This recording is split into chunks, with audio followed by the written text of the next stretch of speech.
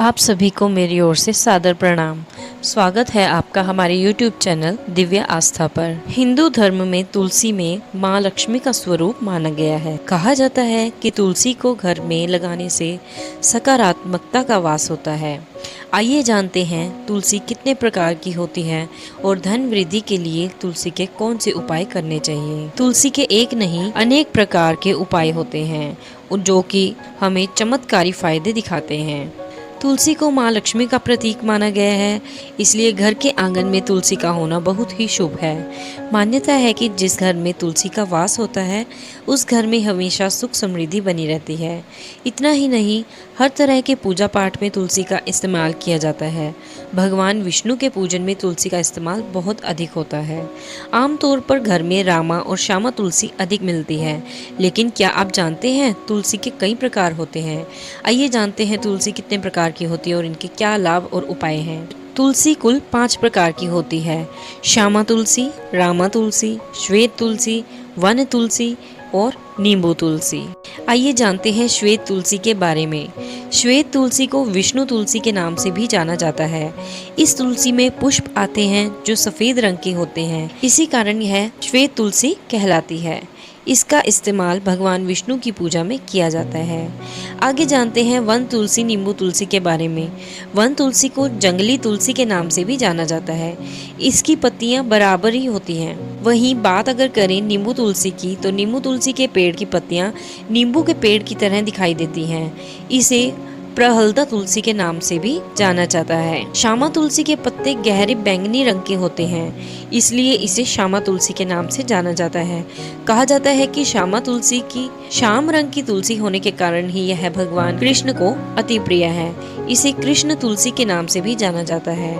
अब जानते हैं रामा तुलसी के बारे में। इसके पत्ते हरे रंग के होते हैं। साथ ही यह तुलसी भगवान राम को अति प्रिय थी, इसलिए इसे रामा तुलसी के नाम से जाना जाता है।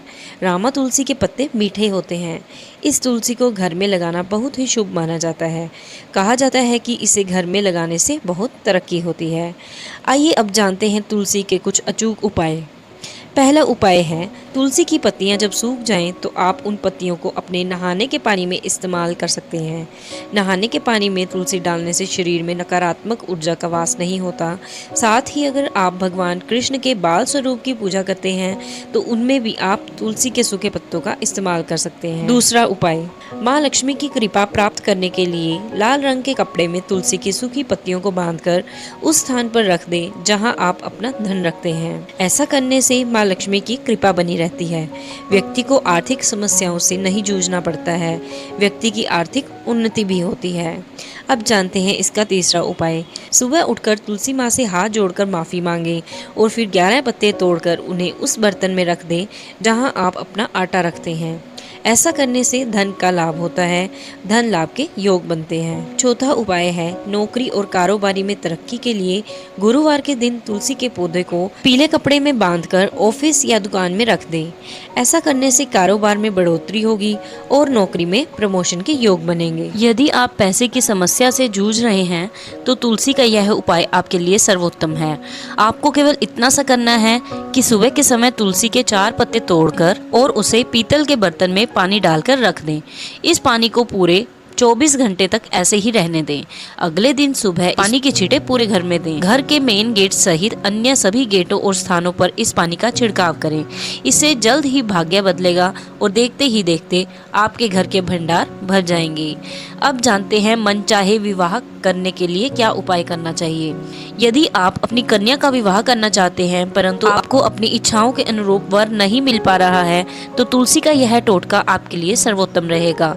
ऐसी स्थिति में कन्या को प्रतिदिन तुलसी के पौधे को जल सींचकर उसकी 7 प्रदक्षिणा करनी चाहिए। इससे जल्दी ही उत्तम वर मिलेगा। तो यह थे कुछ आसान उपाय जिनको आप आसानी से अपने घर कर सकते हैं, जिससे आपके घर में धन धान्य और सुख समृद्धि की प्राप्ति होगी।